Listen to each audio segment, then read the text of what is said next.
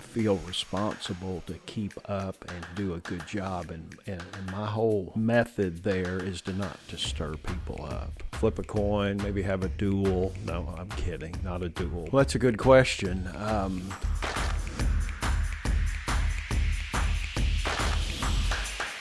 Hi, and welcome to the Ordinary Brave podcast. And today we have with us Michael Detwiler. He is the chairman of the Putnam County Election Commission, but he's also my friend. His son runs cross country, is an amazing cross country and track runner, and my daughter's on that team. So I've just gotten to know him over the years, but he serves in this role that plays an important part in our community, especially when it comes to elections. And here we are in an election season. So I thought it would be great for us to be able to bring him on here and just talk to him about what that position looks like. Well, thanks, Michael. Thanks Yes, so much ma'am. for being here. Thank you for having me.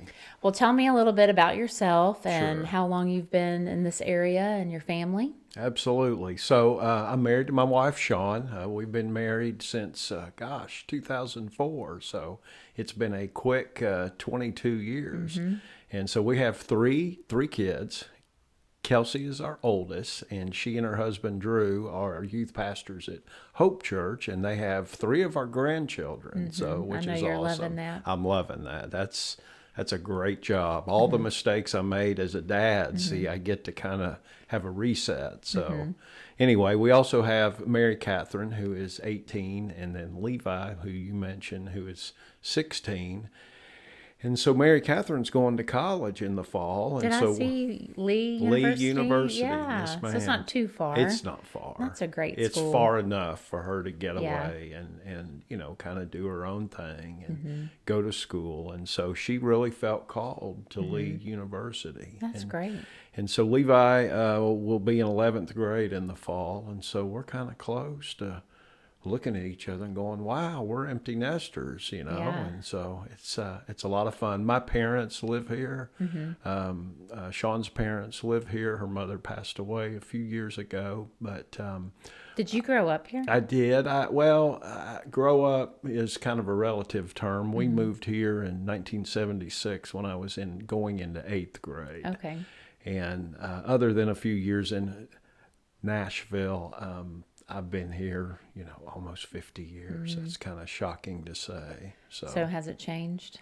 It's changed. It's gotten bigger. I used to ride my bicycle around town as an 8th grader and to discover our city. And we had never lived anywhere more than 4 or 5 years because my father was in manufacturing and he liked to move up in the industry, and so we didn't think we'd be here that long. And this is home. Yeah. This is home for all of us. My sisters live close by.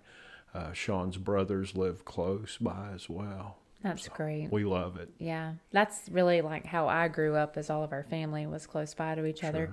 And then when Scott married me, he just took me off. Yeah, that's away right. from That's what everybody. happens, right? But I love it though. It's been a really cool life. But what I feel like, especially here, and it's been that way in other churches too. But it's like your community really becomes your family. Right. They do. And this place is a special place to It live. is. So how cool it is that you got to grow up here. But Well, I talk to older people, who are like in their 70s or so, and they'll describe the way the town looked, or it's just so hard to imagine it being a Sure. certain way when they share those stories. But I feel that way when I go back to my hometown too. Sure. I mean, it's just exploded. And how it's grown and everything. So there's a cool Facebook page that I administrate that I didn't realize that I was going to end up with it, but it's called Cookville Then and Now. I've seen it. So so the guy who originally ran it said for whatever reason he couldn't do it anymore and just let me know. He didn't ask me. He told me that he couldn't run it anymore, so I ended up with it.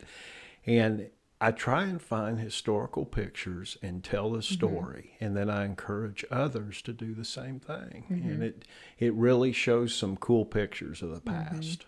So, Well, I recently went to a banquet honoring the Cookville Rescue Mission, yes. and just to see pictures from when they first started and where Yes. it took place, and you kind of got to see the progression. It kind of showed the progression of the city also. Yes. So that was really neat. I'm nostalgic like that, and I Sure. love old pictures. And but I didn't realize you were running that site because you also have Cookeville Weather Guy. Yes, ma'am. Tell us a little bit about that, even though we're not here to talk Right, about all right. that. So but that was more of a labor of love for me as a blog, and I patterned it after Channel 2's weather blog and asked for their help, and they said absolutely, and met a lot of folks in the weather business with that blog. But then, of course, social media has kind of run over everything else, and so.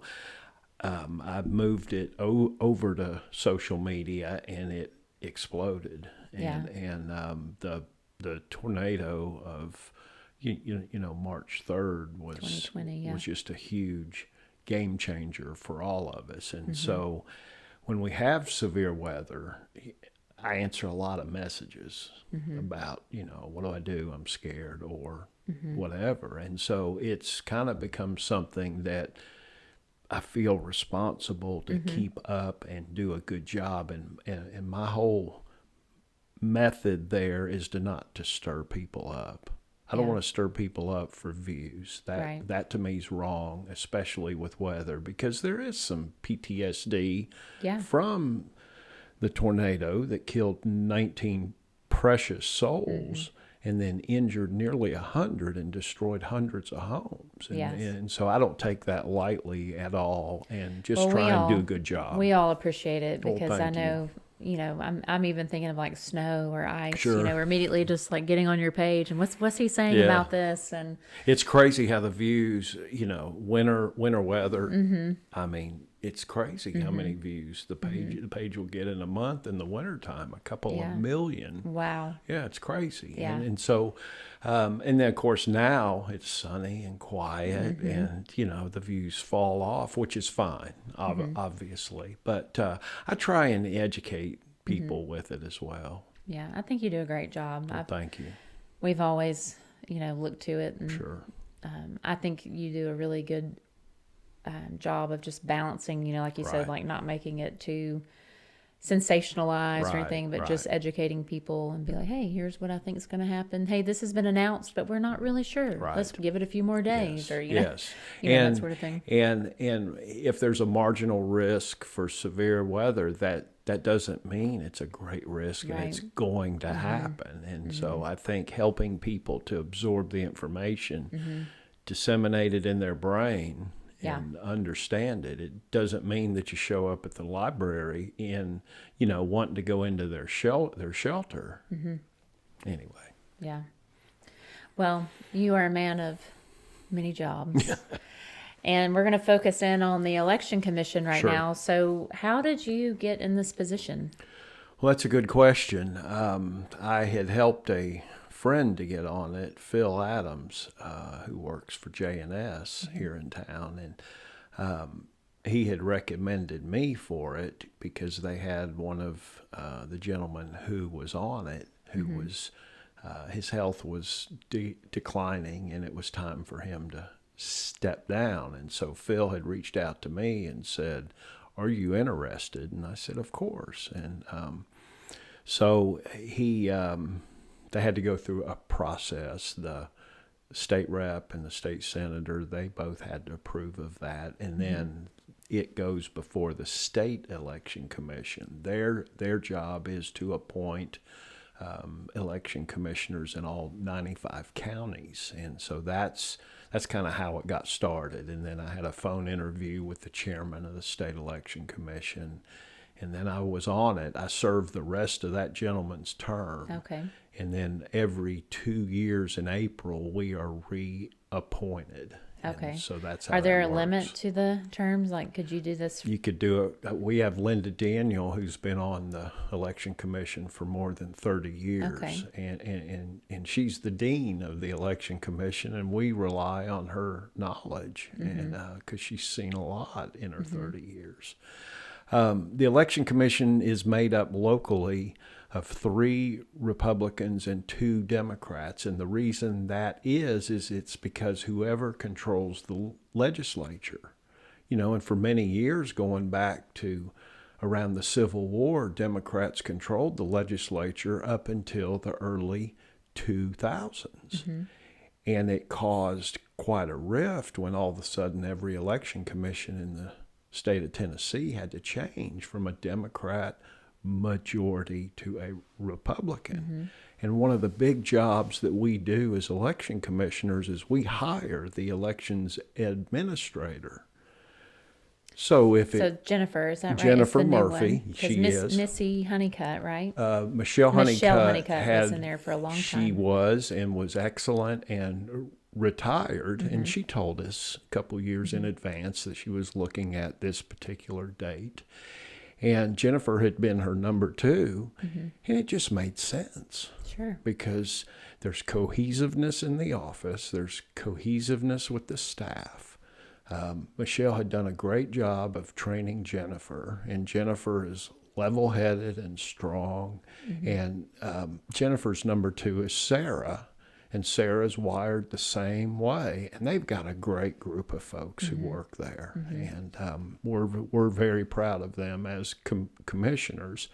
Not every county has that benefit that we have, and sometimes they have to go find somebody for the job. Fortunately, that's not the case here. Yeah. So. Well, I can just say, as somebody who's running for a local office, I've been in there probably more than I ever have. Sure. Outside of voting, because I just have lots of questions. I'm very much a rule follower, so I always want to make sure I'm doing what I'm supposed to do. But they have been very helpful. Yes. And I'm sure my questions are, ones they've heard before, but they always take the time, just to make sure I understand, and they don't let me leave unless I feel confident, before I walk out the door. So I appreciate that about them. Well, they certainly want the forms to be done correctly, and they want to do all that they can to help you understand the answer to every question. So. Well, what does an election commission do on a regular basis? Sure. So we do meet monthly. Now, obviously, this is primetime season, and we sometimes don't have to meet monthly in the years where we don't have elections. An example of some of the things that we have to do is obviously during election season, we have to inspect the machines. We have to inspect the ballot boxes, the metal boxes that when an absentee ballot comes in, it's put in the correct box. There's all sorts of things with that we have to make sure that are being done appropriately. And it's always somebody from the majority party and the minority party. I like that. Doing The accountability. that. Absolutely. For instance, the locks on the boxes. I have the Republican key, and Amos Powers, who's our board secretary and a Democrat, he has the Democrat key. The elections office doesn't have the keys. So one's in my hand, one's in his hand. And you can't open it unless you can't you're both open there. the box, correct. That's awesome. You got to have both of us there at the same time to be able to unlock the thing to get in there. So anyway, that's something. Another thing that we do is when someone registers to vote, obviously the staff puts all that information in. But once a quarter, we go over 10% of those applications to make sure it's done correctly. Have they checked the yes, they're a felon box? Well, if they have, has it been expunged? There's all sorts of different steps that we have to take just to check on those. The staff there does the majority of the work. We do the overseeing part. It is not my job as the chairman to be in there every day to make sure they're doing what they're supposed to be doing. It's Jennifer's job. Well, I went into early vote last week, and there was immediately, like a lady greeting at the door, just kind of preparing you for what you need to have. Is that election commission? Is that volunteers? What is that? Is a hired position during election time. Okay. So there's no volunteers in terms of the election process. Everyone you see working in there is hired. We have a budget, or I should say Jennifer has a budget. And so for the elections, it's all paid staff. And it's a good time to say, if you would like to be hired for this sort of work, we're happy to have you. See Jennifer at the elections office. So we. Now, I do remember you saying like teenagers could be hired to work the polls. They can. What's the youngest? 16. 16. Yeah. Okay. 16 and 17-year-olds obviously don't have a voting record because they're not old enough to vote. However, they are old enough to come work for us. Obviously, you have to attend mandatory training, which is provided. And then you have to be available. Some folks only work early voting. Others will work election day. Election day is a long day. You're probably showing up at your precinct at 7 or 8 in the morning to be open by 9, and then once the polls close at 7, you have to get everything ready, loaded back up in cars, and a Democrat and Republican drive together back to the elections office to deliver everything. I love that. Yep. And just so much integrity. There is, and it's Tennessee has a history of election integrity, and aren't we ranked number 1? we are. We're tied with Arkansas, snuck up from like number 6 all the way up to number 1. So we're both tied. The Election Integrity Project is by the Heritage Foundation, and people can go to heritage.org and look up the states and the questions and how states handle things. I'll give you for example. How do states handle when a voter passes away? What are the connections in terms of the Vital Statistics Office here in Tennessee? When somebody passes away, a death certificate is done by the funeral home. Well, then how does that connect with the elections office, and how does that person get taken off the rolls? So that's just an example of where a state can lose points for not having a process for something as simple as that. Yeah. So, well, I guess there are a lot of factors to are. think about when it comes to that. But I appreciate that Tennessee is working hard to maintain that integrity. And I don't even remember the years of all this, but the hanging chads. Yes, the and 2000 then, election. Yes. I guess it would have been 2008, maybe, when there were all the questions about the elections in Georgia, just like different states. And it just really, I will say that I had some personal reservations, like, is my vote really counting? Sure. Are these things being manipulated? Sure. And there's, people paint pictures of things that are not necessarily true, or maybe there's some hints of truth to them, but the whole thing is not true. Correct. But I remember thinking, like, man, yeah. are our Who votes, are we using for voting machines? Yeah, yes. I can answer that question. It's well, perfect. It is Microvote is the company that we use, and they are inputting the data in a room from the machines, and so they have card readers that can read the information that comes off of the machine, and so whatever that vote total is out at the precinct on election day, that's the vote total that's been verified and put into the machine. We also stop and do counts to make sure that the registration count matches the actual voter count at the machine. So let's say 128 people have walked in and signed the book to vote. We'll have 128 people voted on the machines. And so if there's a difference, well, where's the difference? And so that's done during early voting. That's done during day of voting at every precinct. And so basically what happens is they stop the line, verify, and then once they verified, then they move the line again. What about verifying like absentee voting? Sure. How does that work? So on election day, well, none of those are open prior to so they stay in that election box day. that nobody can get Correct. in unless y'all are together. Correct. And so what happens is there's a person assigned at the election office to this room. In this room is a group of people. It can be 5, 6, 7, 10, whatever it is, but it's an equal number of Republicans and Democrats. I've actually worked that room before I was on the commission.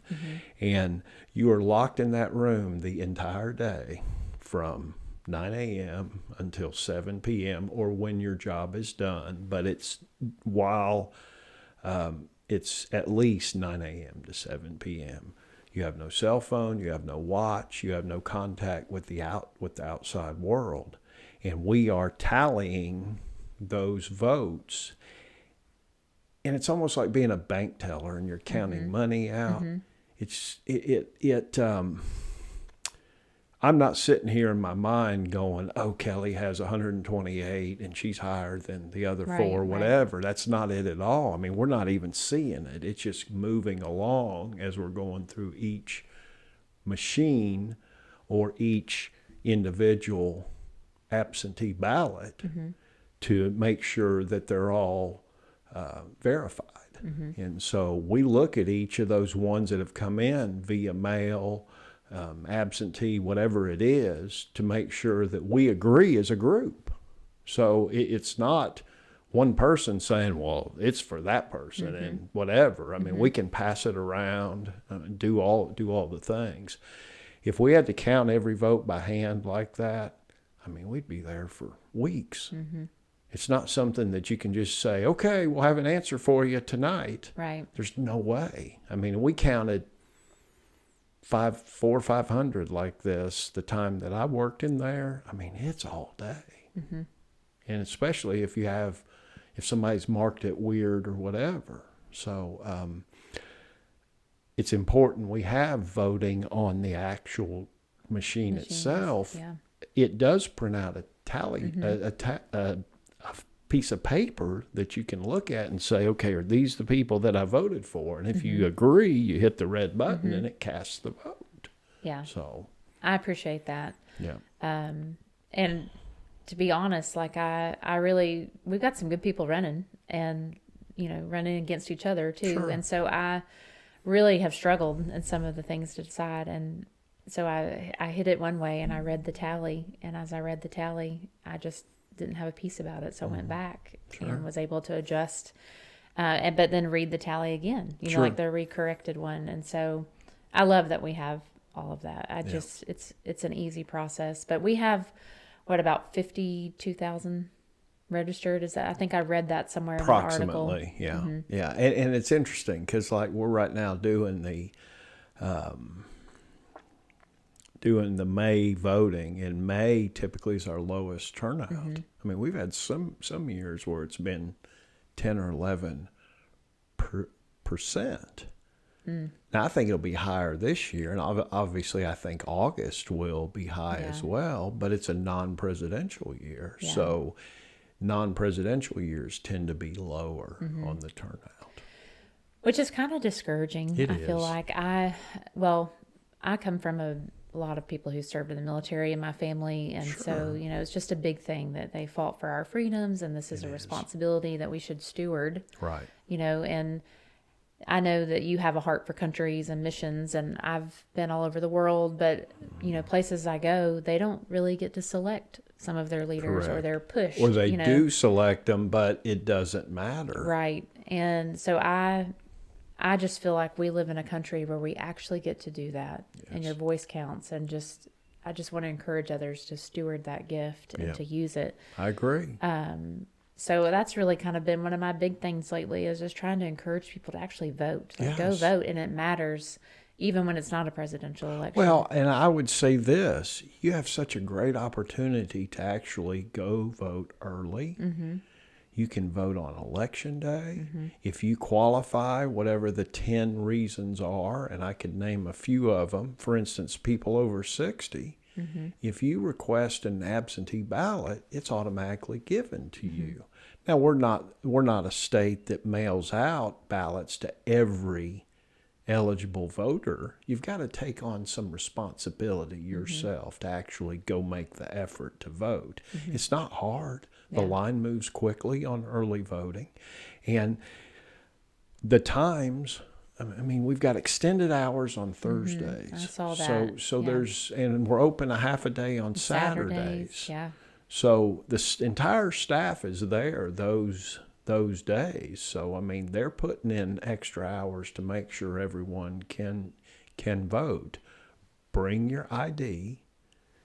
Sign like you usually sign, because they're going to compare those. They're going to make sure your address is correct in the system, and then you get to go vote. And so, yes, I wish turnout was higher. Yeah. How do we motivate people? That's a good is. question that It I'm still is. trying to figure that out. And as I'm sure most people are trying to figure Sure. that out. But I was thinking, I looked at our last city council election. The numbers were really low turnout. They you know, were. for voting. And I'm like, man, how do we get people more invested in this? Right. Because I think local really is affecting, It is. you know, our lives. Well, it affects Yeah. us day to day. Local elections Yes. really, really matter. Now, Yeah. people pay attention to national elections, and the turnout in the last presidential was up in the 70 some odd percent range. But these local elections matter. No, I'm with you on that. Now, I think you started to get to this, and I might have cut you off, but I want to make sure. I heard you say something that you were speaking at that I thought was really cool, and we sort of talked about this with the early voting, is that nobody knows what those results are. It's No. not like every No, day ma'am. you're tabulating and you know, No. like, oh, so-and-so's Well, got this many votes. No, we know what primary somebody pulled a ballot for. That's what That's we all. know. Yeah. That's public record. Who a person voted for is not public record. It's just not allowed. We don't know who they vote for. I don't know who you voted for. And so, But those early voting and those absentee, they literally don't open them till that day. no, they don't. And that's when it's all starts being Right. tallied among a group of both Republicans and Democrats. Yes, ma'am. And there's just all this accountability and There integrity, is. which for me, that makes me like go, Yeah. because I just feel like it's being done right. Well, I can tell you sitting in that room, and it was, I was the only guy in the room, but out of those ladies sitting there, I couldn't tell you who was the Republican and who was the Democrat in that particular room when I worked it. So it doesn't really matter. What matters is, are we doing it the way it's supposed to be done? And do we agree that that person's intent was to vote for that particular person?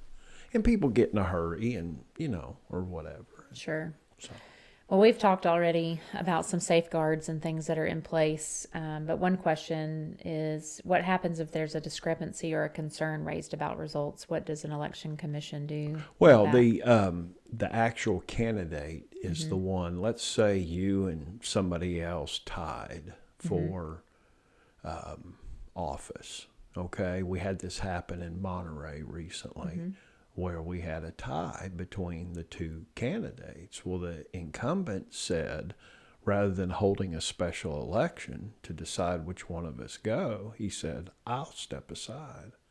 And this was an incumbent. And he stepped aside. Now, there's all sorts of rules. It would go back to the state, and the state would say, okay, you can do A, B, or C. Flip a coin, maybe have a duel. No, I'm kidding, not a duel, but not the 1800s. Yeah. But there's all sorts of rules by the state that govern. What do we do in a tie, and that's who we send it to. We don't make the decision locally. We follow what the Secretary of State's office. And then Mark Goins, who's over elections in the Secretary of State's office, their office follows the law that the legislature has done and passed, and that's what they do. So I don't get to make that decision. Sure. Well, I just appreciate that there's all these safeguards in place and the integrity, from the state level. And then is there a national level too that the states, I guess, report to? States, the power to administer elections is sent to the states. Okay. Obviously, the feds can enact legislation, but it's passed to the states. Okay. So that's why maybe our elections work a little different than, say, let's use Alaska. Alaska has something called ranked choice voting, and you vote for your candidate, and then, well, here's my second choice, right? And so then if it comes down to a race where they got to look at your second choice for whatever reason, wow. I know. Yeah. I am not a fan. Yeah. Okay. Yeah, that's different. Yeah, look it up sometime when you have nothing to do. I'm not sure that you don't ever have something to do, but ranked choice voting, and that's not something I would support. Yeah. Well, I really appreciate your time. Absolutely. And you just coming to share these things. I think just as a listener, I know the first time I heard you say it, I just kind of breathed a little bit easier too, just thinking about how we can trust the system with all the safeguards and the integrity and the accountability that's being done. We appreciate your leadership there. Well, sure. Is there anything we need to make sure voters know from both parties, I guess? I would say go vote. You know, we're doing the local primary elections right now. Go out and vote and look at the sample ballot. It's available online at the Election Commission office, and look and see, you know, where a candidate that's your favorite, you know, which ballot they're on, because you have to make a choice. You either pull a Republican ballot or a Democrat ballot. There is no independent ballot. Now, obviously on election day, if you want to zigzag across party lines, that's totally your choice. And that will be in August for us. It will be in August. Yep. So we have 3 elections this year. The one thing I would say is early voting goes through the end of April. So, you know. And then May 5th is the actual primary. Yes, and then we'll ma'am. start early voting again July 17th. Correct. And then August 6th is that. Correct. It's typically about 20 days ahead of the election, and it ends about 4 or 5 days before the election, 5 or 6 And then we'll days. have one more in November. Yes, ma'am. Same that'll thing. be We'll have like- early voting, a 2-week period of Okay. early voting. Great. So, Well, thank you for your Yeah, time and for absolutely. being here. And thank you for joining us on the Ordinary Brave podcast. And if you like what you're hearing, just like and share it. And we appreciate what our election commission is doing. And if you're listening from another state, maybe it's a good time for you to check and see what your state's doing and where they rank in that integrity mark. And maybe you need to raise some concerns there, because I'm proud to be from a state that is tied for first right now. So thanks for listening. Have a great day.